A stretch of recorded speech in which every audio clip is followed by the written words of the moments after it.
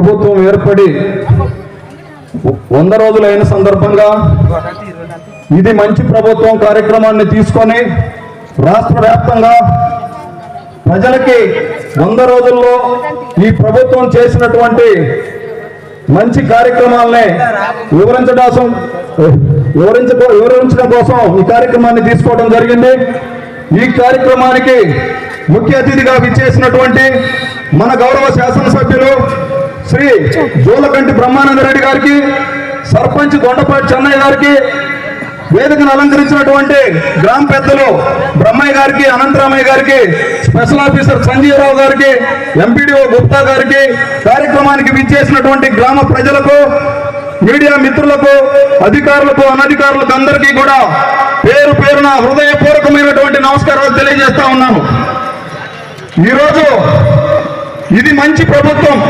ఎందుకంటే సంక్షోభంలోనూ సంక్షేమం అందించి అభివృద్ధికి రెక్కలు తొడిగి మొదటి 100 రోజుల్లోనే ఇది మన మంచి ప్రభుత్వం అని ప్రజల చేత అనిపించుకుంటోంది ఈ కూటమి ప్రభుత్వం.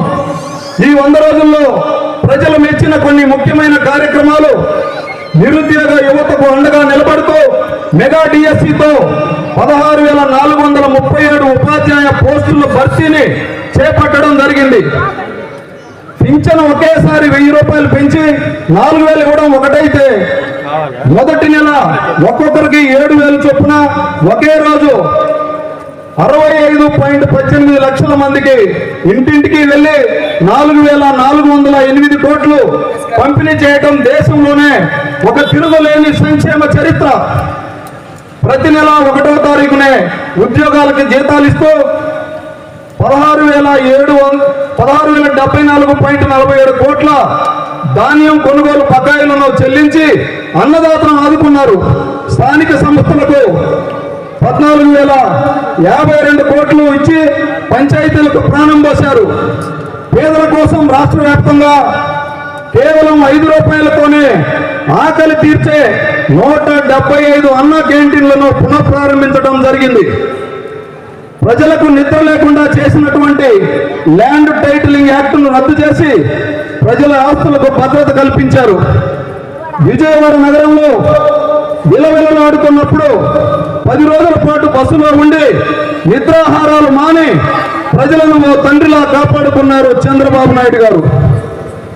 చంద్రబాబు నాయుడు గారు 10 రోజులు ఏ విధంగా అయితే విజయవాడలో ఉండి ప్రజలని కాపాడుకున్నారో, వారికి వెన్నుదన్నుగా తోడుగా ఉంటూ మన గౌరవ శాసనసభ్యులు శ్రీ జోలకంటి బ్రహ్మానందరెడ్డి గారు 10 రోజులు విజయవాడలోనే వర్షంలోనే వరదలోనే తిరుగుతూ ఉదయం టిఫిన్, మధ్యాహ్నం భోజనం, సాయంత్రం భోజనం దగ్గర నుంచి 3 పూటల అహర్నిశలో వారి కోసం కృషి చేసి మన నియోజకవర్గం యొక్క పేరు ప్రతిష్టల్ని నిలబెట్టినటువంటి మన శాసనసభ్యుల వారికి ఈ మండలం తరఫున, ముట్టుకూరు గ్రామ ప్రజల తరఫున ప్రత్యేకమైనటువంటి అభినందనలు తెలియజేస్తా ఉన్నాను.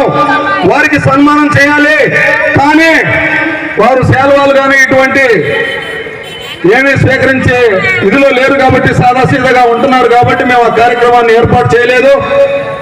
ఇంత గొప్పగా విజయవాడ వెళ్ళి మన తరఫున సేవ చేసినటువంటి మన శాసనసభ్యుల వారికి ప్రత్యేకమైన అభినందనలు తెలియజేస్తూ, ఇంకా ఎన్నో అభివృద్ధి సంక్షేమ కార్యక్రమాల గురించి మన శాసనసభ్యుల వారు నోటుకుంటే చెప్తారు. మీరంతా ఒక 10 నిమిషాలు ఓపికగా విని ఈ ప్రభుత్వాన్ని, ఈ శాసనసభ్యుల వారిని అభినందించాలని, ఆమోదించాలని మనస్ఫూర్తిగా తెలియజేస్తూ, సమయాతీతం అయినప్పటికీ కూడా ఓపికగా ఇంతసేపు కూర్చున్న మీ అందరికీ ప్రత్యేకమైనటువంటి అభినందనలు తెలియజేస్తూ సెలవు తీసుకుంటున్నాను.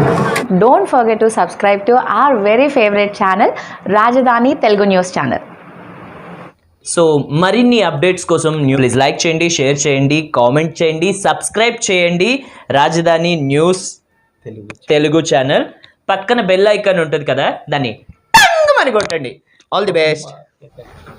Please do subscribe Rajdhani News Telugu. Do subscribe, like, share and comment.